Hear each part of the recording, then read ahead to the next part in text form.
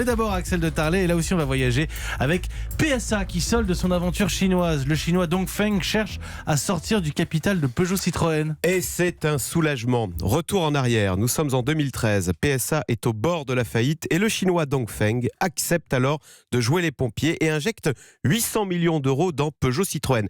Si bien que Dongfeng va se retrouver premier actionnaire de PSA, à égalité avec la famille historique Peugeot. Et à l'époque, souvenez-vous, on redoutait que les Chinois ne finissent par racheter totalement Peugeot Citroën. Bon, et bien finalement, ce scénario ne s'est pas réalisé. Au contraire, on apprend maintenant que Dongfeng cherche à sortir, à réduire ses parts. Alors si on était méchant, on dirait bon débarras, mais ce serait manquer de diplomatie et oublier que les Chinois nous ont aidés quand même en 2013. C'est trop tard, vous l'avez un peu dit quand même. Voilà, on l'a dit. Mais on va dire que plus diplomatiquement, on est bien content aujourd'hui de les voir repartir.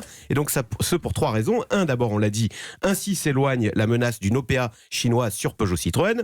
Deux, les Chinois de Dongfeng devaient aider PSA à conquérir le grand marché chinois. Ça n'a absolument pas marché. Flop total. Et puis 3, cet actionnaire chinois est bien encombrant au moment où PSA va se marier avec Fiat. Car Fiat est à moitié américain, avec Chrysler et Jeep aux États-Unis.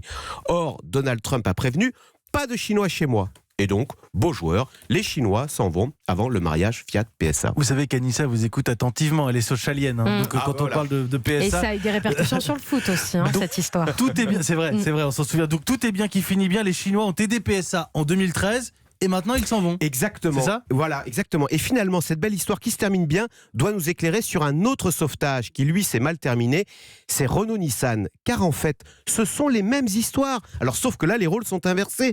En 99, il y a 20 ans, le français Renault sauve le japonais Nissan de la faillite. Sauf qu'ensuite, en bon colonialiste, les Français, eux, ne sont jamais repartis de chez Nissan. Ils sont toujours au Japon. Et c'est pour ça que, vu du Japon, le sauveur français est devenu l'occupant français. Et c'est cette réalité qui a explosé l'an dernier à la figure de Carlos Ghosn. Les mutations dans l'industrie auto, et Dieu sait s'il y en a, on en parle régulièrement sur Europe 1 le matin, et notamment dans Le Monde Bouge avec vous, Axel de Tarlet. Merci Axel.